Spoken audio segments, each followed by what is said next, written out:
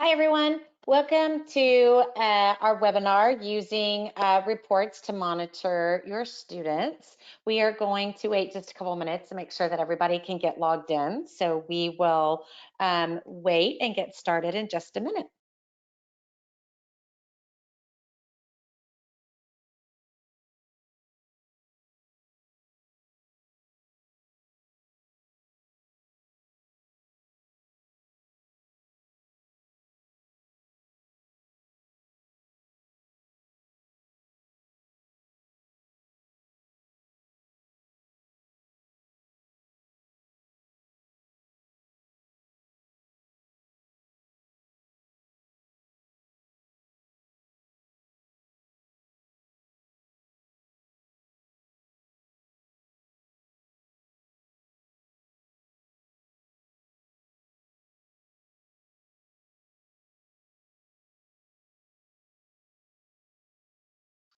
All right, everyone, welcome. As we are waiting just a couple minutes, I see there's a few more people dialing in.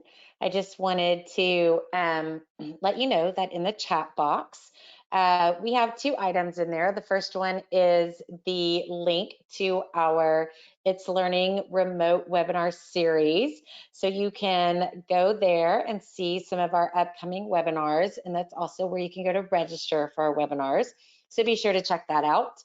At the top of that page, we also have our previous webinars that are archived. If you'd like to watch those recordings, you can access those there. And if for some reason after this webinar you get thinking about this and there's questions that you really want to ask that you did not ask during the webinar, we have put our email in there, briefing@itslearning.com. Please email us with any questions that you might have. And of course, during the webinar, if any questions come up, don't hesitate to type those into the question box and we will get to answering those questions as soon as we can.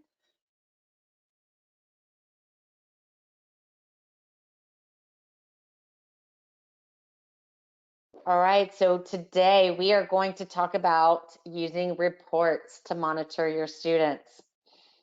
So I know, super exciting reports. It's something that we need to do sometimes, we want to do sometimes, and we have to do most of the time. So we'll talk a little bit today about some pedagogical strategies, and then how do you know if those strategies are working? How can you effectively monitor your students and their learning?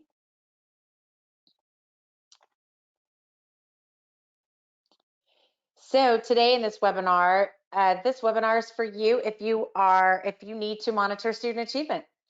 If you want to know how your students are progressing through your course, and if you need to evaluate how well your learners are motivated, how well they're engaged, and if you want to foster student ownership. And hopefully by the end of this webinar, you will have a set of tools to evaluate that student achievement, to get a better overview of how to measure student progress, to gain some insight on which resources and activities learners are most engaged with, what is working, what is not working, and understand how to use the reports to foster student ownership. So that's some of the things that we will be talking about today.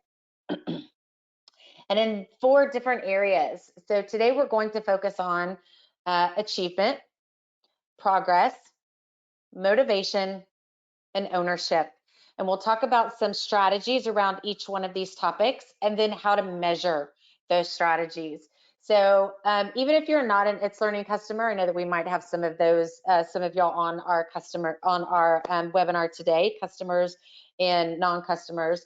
Hopefully you can still get some ideas around some strategies, and then our customers, hopefully I can show you some of our reporting tools to show you exactly how to measure those strategies. So first, we're going to talk about achievement. Obviously, we have to measure student achievement. It's not something that we always like to do as teachers, but keep in mind that there's lots of different ways that you can measure achievement, not just your traditional ways of tests and assignments.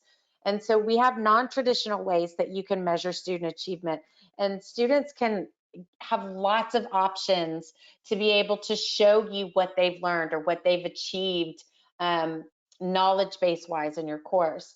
So don't just focus on those traditional, multiple choice or matching type tests or assignments where they do something and turn something in. Really focus on some of these non-traditional, and especially these days in our virtual learning and our remote learning journeys, we need to really think about how we can give students the flexibility to be assessed in different ways, non-traditional ways, such as allowing the students to record video and audio, and express what they've learned, express their thinking and make that thinking visible. Have them do discussion boards where they can talk about what they've learned, and they can vet their ideas and their knowledge with their peers.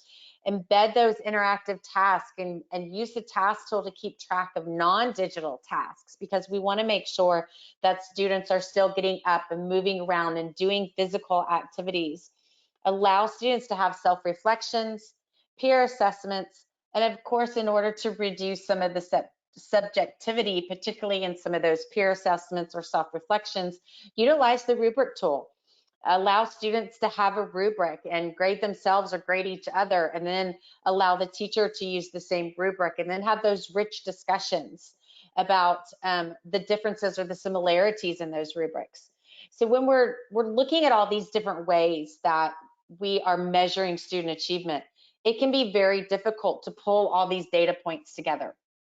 So I have a test and I can look at that test and I know who is being successful on that.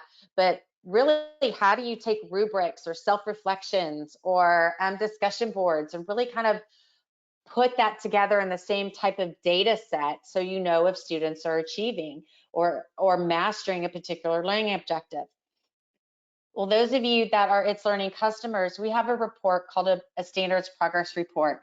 And if you are tagging all of these items, which you have the ability to do in the It's Learning system, discussion boards and assignments and videos, everything you can tag to a learning standard, you can pull up this learning standards progress report. And this is in your follow-ups and reports in your course. And the first tab that you will see in your standards progress report actually be broken down by individual learning standards. So you can go to that learning standard and you can see several pieces of information. You can see how many students meet and do not meet this particular learning standards, how many students have not been assessed on this learning standards, a percentage of mastery. And what I love about this report is it's not just one test, or it's not just assessments, it's not just assignments. It's every single item that you have tagged to that learning standard. It's that class discussion. It's that video roundtable that you had that you can now have via Teams integration or the conferencing tool, and you can tag that to a standard, and you can give that a grade or a mastery level. And all of these things are being pulled together into this one report. So if you have multiple ways, which obviously as teachers we do, we have multiple ways of assessing students, whether they're non-traditional or traditional, they're all being pulled into this one report. And so this is multiple data points to see who meets this and who doesn't meet this individual standard. And of course, the description is there so that I can also know what, 1A is, what that standard says. And so I can remind myself, how many students need help on understanding the Declaration of Independence and the US Constitution. And in the It's Learning system, I can even take this one step further and click this does not meet or this meets, and I can assign personalized tasks to these students as well. But most importantly, I know exactly when I click that button right there, which students need help with this particular standard.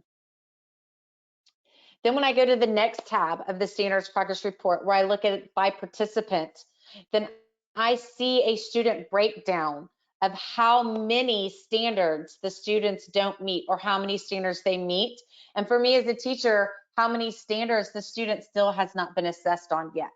Okay, obviously this is a course that's very early in the year because we have so many standards that have not been assessed yet. But I can see exactly how many standards. So I can do it by student or I can do it by standard. And again, this is a culmination of everything that is tagged to those standards. It's not one individual point of data, it's multiple points of data. But if I wanted to see assessments only, that's that next, or this is the student tab, I'm sorry. So when I jump into that individual student tab, it shows me exactly those three. See up here, the three standards that the student does not meet. These are those specific three standards that the student doesn't meet. Okay. Or if I were to click on the three that he does meet, then I would get what he does meet. And so I can narrow it down, specifically targeted instruction on what that individual student needs, what standards they need help with, and what standards they've already mastered. So now in that third tab, when I want to know specifically assessments, I want to target my data specific to assessments. I can see exactly which assessments I've given that are aligned to assessments and tests that are aligned to standards. And when I click on a specific assessment or assignment, it shows me exactly which standards were aligned to that assessment. So in the show what you know, check for understanding, it was aligned to 4 particular standards. And in these 4 standards on this one test, there are students that met and did not meet the standard. So again, I can kind of look at it by assessment, I can look at it by standard, or I can look at it by student. So this progress report is pulling multiple points of data into one location for you as a teacher so that you can kind of look and give that targeted instruction.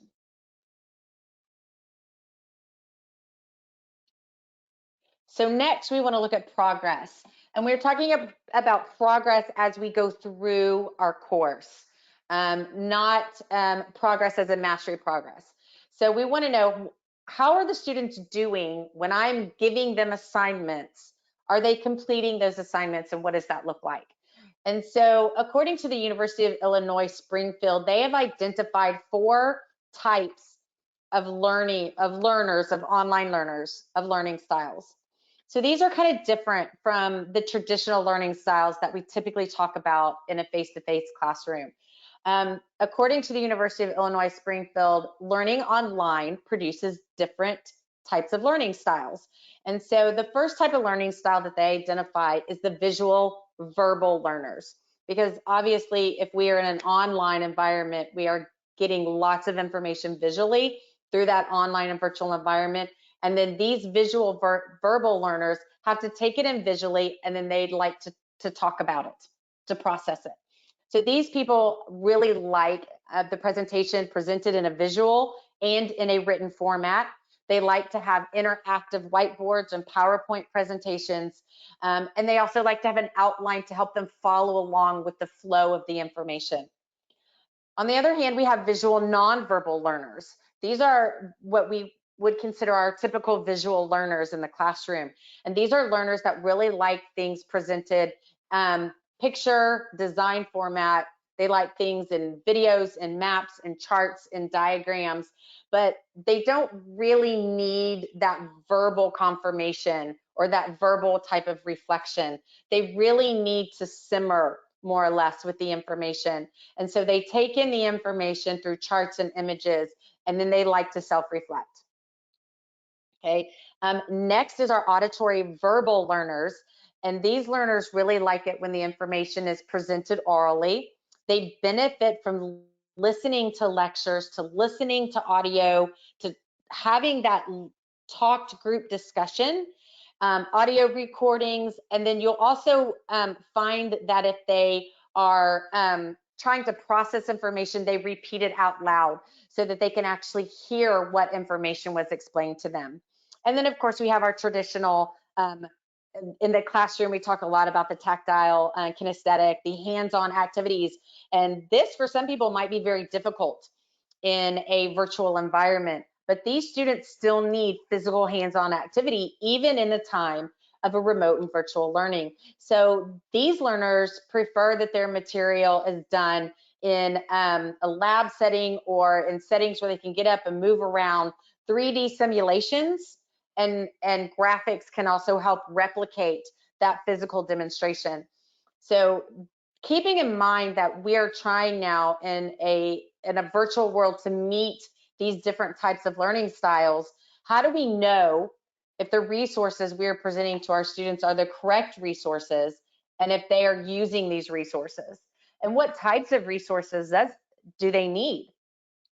So according to the F.A. Davis Physical Therapy Research Collection, these visual verbal learners really like to utilize things such as Microsoft's interactive whiteboard tool, PowerPoints, make a copy where they can fill in digital notes, digital flashcards, and web conferencing. Your visual nonverbal learners like videos, they like maps, diagrams, charts, and graphs, and self-reflection activities.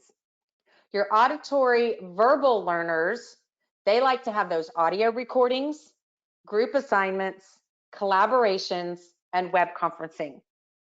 And then, of course, your tactile kinesthetics, they need to utilize tasks, physical tasks that you can keep track of even in a virtual world, in a virtual learning environment. They like simulations, discussions, scavenger hunts, and of course, web conferencing. So when we're trying to pull all these resources together for our students, it's still kind of difficult to know which ones are successful and which ones aren't.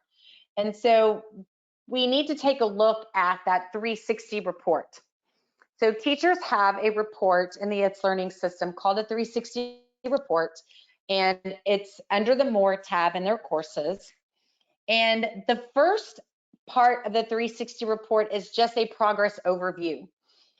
You can kind of see on a by student basis, and then at the top there's a class average, which resources have been visited, which activities have been completed, what percentage of these activities and resources the students have visited and have completed.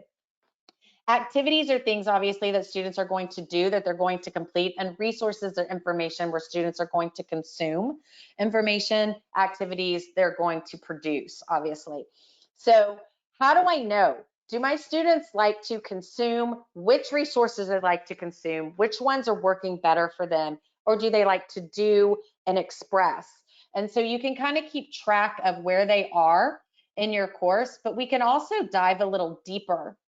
In this same progress report, if you go to an individual student, it will tell you exactly which specific resources the students have opened, have they completed, have they not completed, have they not opened, and how much time, specifically how much time on task that they've spent on particular resources. So if you think about your different types of learners, and we're trying to give them an option of choice, how do I know if Edith, my student Edith, how do I know which resources she likes? Well, if we give her a choice of resources and then we come to this report, you'll be able to see which one she opened or which one she spent the most time on.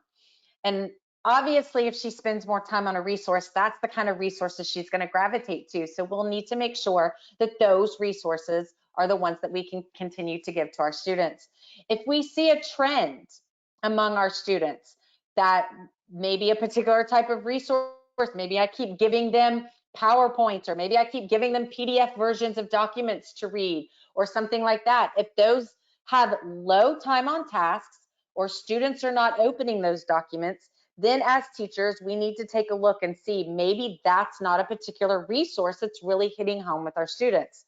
And so we need to look at this data to make sure that we are really keeping the types of resources students need to progress through our course.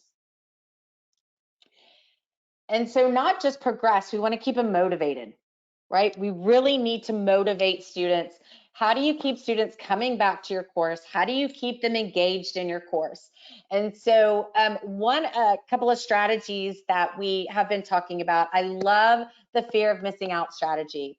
I have seen teachers utilize like hints of what's coming up next. Math teachers give a word problem, but they leave part of it out, and then kids ask questions, and the teacher answers questions, and it keeps those kids coming back to your course, right? Give them 20 questions about maybe what lab's coming up, or a hypothesis. Let them predict what the outcome of something, of a lab or an experiment, is going to be before you actually show them the experiment or they do a simulation. Get them coming back. And then, of course, give them virtual prizes. You can, of course, give them extra credit, give them virtual gold stars, give them virtual high fives. Just praise them for their attendance, for their engagement, and for those who actually solve the riddles that you provide. Adding interactivity, embedding those games, those flashcards, those Quizlets, things like that, anything that is high interactivity that will keep those students coming back, and cooperative assignments. Students, even now in the time of social distancing, still need to be connected, and we can connect students safely in a virtual classroom with group assignments, with collaborative documents, with small groups, virtual table talks, with discussion boards, and we can keep those kiddos logging on and coming back to our class. So again, how do we know if students are motivated? They're motivated if they're logging in. If they're logging in and they're spending time. So their average daily duration in our student activity report, you'll be able to see is how long have they logged in, how much time do they spend in the system.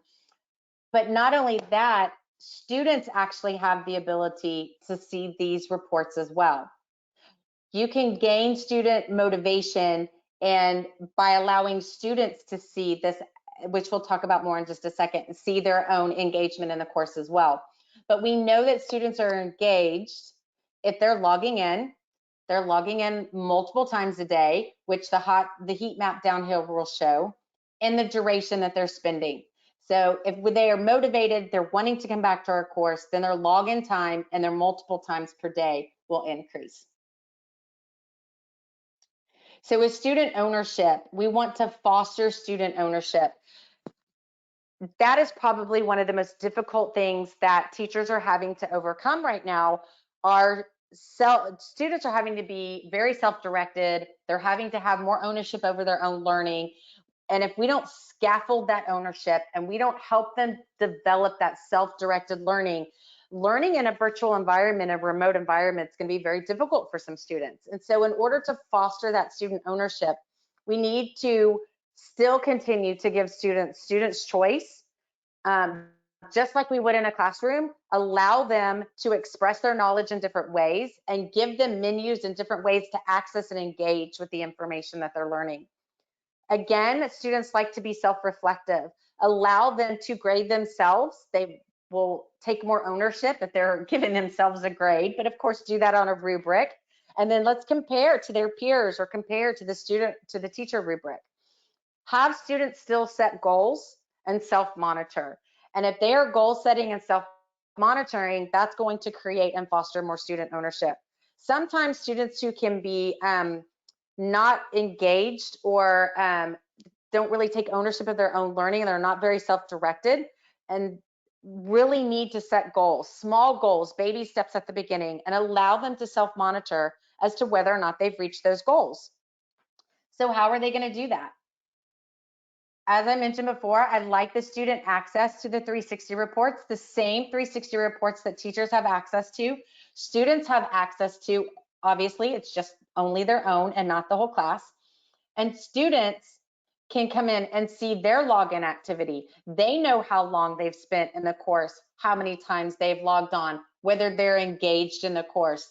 And if they set goals about login or engagement, then they can come in here and they can see if they've reached that goal.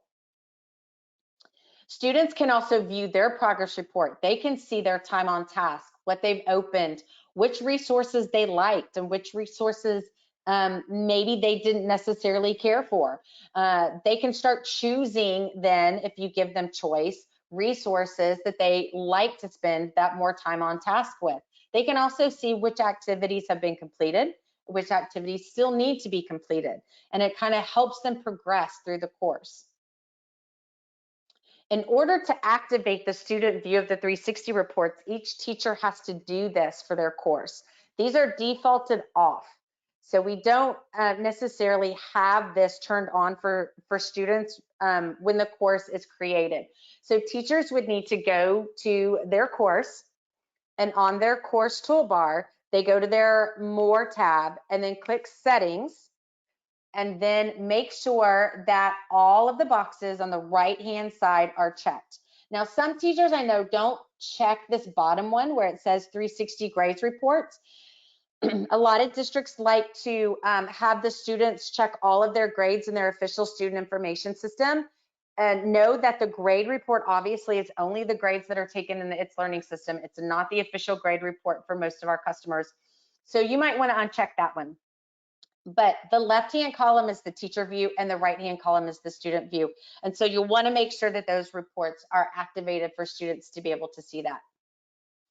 Teachers can also take action from the 360 reports. You can have a group of students that you can email or message if they haven't logged in or if they haven't completed something.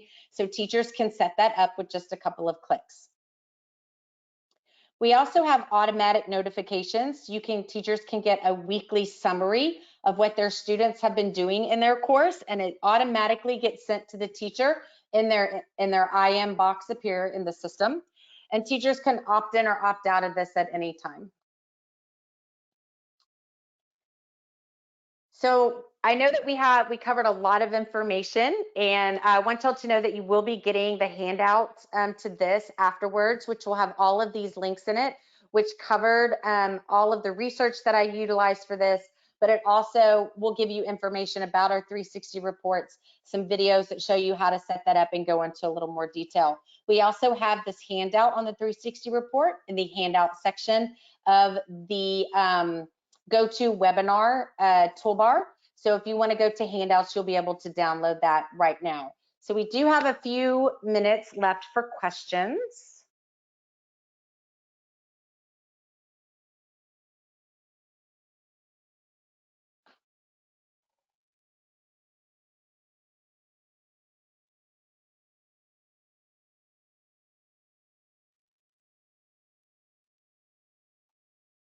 So it does not look like we have any questions. Oh. Is this recorded so you can watch later? Absolutely. We will be sending you out the recording to this and also the actual PowerPoint presentation so that you can have access to the links to any of the resources, videos, and handouts that will go along with the presentation. How do students add videos to their assignments or turn them in? That is a great question. If you are an It's Learning customer in the assignment tool, there is an option for students to access what's called our rich text editor box. And our rich text editor has the ability for students to record audio natively within the system, record video, add pictures, type into the box, add links to websites, links to documents. So they can do it all right there within the assignment tool itself. Students don't have to use anything else. Everything is right there in that rich text box that they need. And they just click where it says answer assignment and the rich text box will open. They can click on the little camera icon, they can record themselves and then click submit, and it's super easy.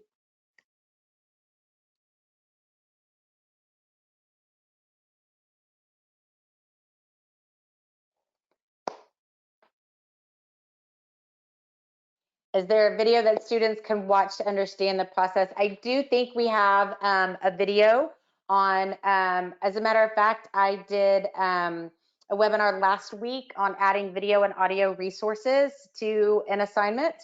You can check that webinar out on the It's Learning remote webinar website. But also we have a great YouTube channel. If you want to search YouTube for It's Learning, we have tutorial videos there as well. And so we would have, you would want to search for It's Learning assignments, and then that video would come up and it would show the student and the teacher view on how to submit an assignment.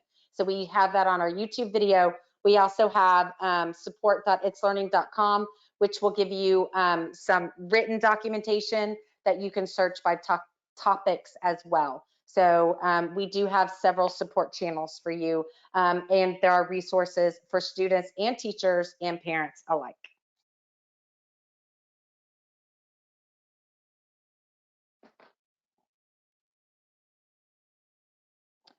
So a form that you attended this webinar, we can think about that. I think there is something we can do that we can show your attendance. I know you will be getting an email that says thank you for attending, and we'll see. But we will follow up with you after this webinar and see specifically what you need for that.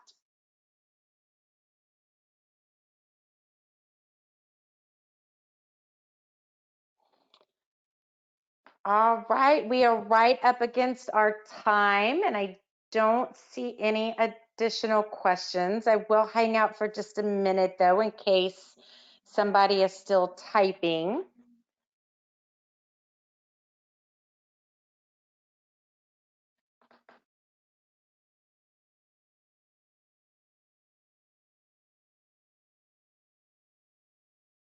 All right, I don't see any additional questions. Thank you all very much for joining us today. Please do not forget to check out our It's Learning remote webinar website that will tell you all of our upcoming webinars. We have great webinars coming up on how to keep kids engaged and moving in a virtual world, and also a fabulous webinar coming up about engaging primary students. I know we've had a lot of people ask about, well, what does this look like for our little ones? So we do have additional webinars coming up. So please check out that website. I put it in the chat box. And again, if you have any questions, please don't hesitate to email briefing@itslearning.com. We hope you have a great day and hope to hear from you again on our future webinars.